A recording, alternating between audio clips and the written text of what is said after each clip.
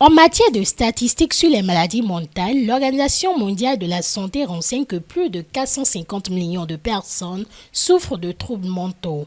Dans les sociétés à faible revenu, les troubles neuropsychiatriques représentent 12% de la charge de morbidité globale chez les adultes de 15 à 44 ans. Face à ce tableau, il est important de se questionner sur les soins délivrés aux personnes porteuses de ces troubles mentaux et les systèmes qui délivrent ces soins. C'est après ces interrogations que l'idée de ce colloque a vu le jour du partenariat entre l'unité de recherche sur les maladies non transmissibles et le cancer, le département socio-anthropologique de la faculté des sciences humaines et sociales FACH de l'université d'Abomey-Calavi et l'association Saint-Camille de l'Hélice. Ces assises sont alors organisées pour rendre visibles les pratiques qui ont cours dans les centres installés par l'association Saint-Camille de l'Hélice en vue de prendre en charge les personnes porteuses de la maladie mentale. Le thème général retenu pour cette rencontre est intitulé « Parcours des personnes souffrant des maladies mentales en Afrique de l'Ouest ». En effet, en Afrique, les troubles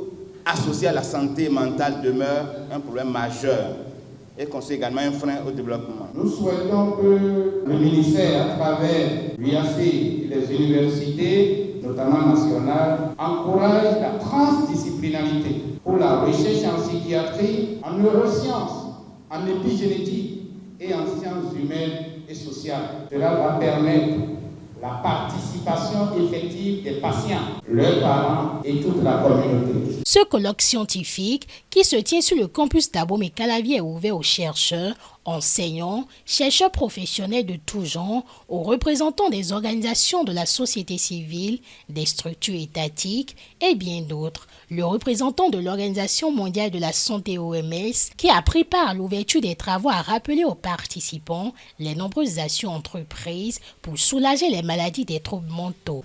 Le plan d'action global pour la santé mentale 2013-2030 a été élaboré et adopté à la 74e Assemblée mondiale de la santé.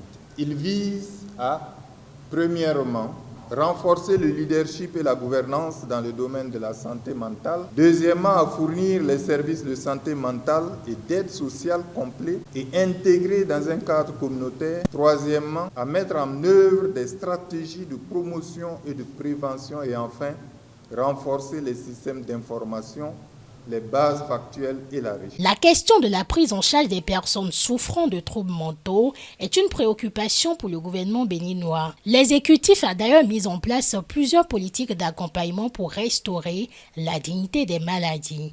D'où l'intérêt que porte le ministère de la Santé aux travaux de ce colloque. Au ministère de la Santé, nous essayons de mettre en œuvre une politique en matière de santé conformément aux lois et règlements en vigueur au Bénin, ainsi qu'aux visions et politiques du gouvernement. Il s'agit de faire en sorte que notre pays puisse disposer d'un système de santé performant, basé sur des initiatives publiques et privées, individuelles et collectives, pour l'offre et la disponibilité permanente de soins de qualité équitables et accessible aux populations de toutes catégories. Bien que partant de la prise en charge des maladies dans les centres de l'association Saint-Camille de l'Hélice, ce premier colloque scientifique ambitionne s'ouvrir sur d'autres expériences en cours au Bénin et dans la sous-région ouest africaine. Après les différentes allocutions, les participants ont eu droit à des panels animés par des professeurs d'université du Bénin et de la sous-région sur des thèmes comme santé mentale en Afrique, état des lieux et perspectives socio-anthropologiques de la santé mentale en Afrique, prise en charge des maladies mentales, la perspective de la psychiatrie traditionnelle.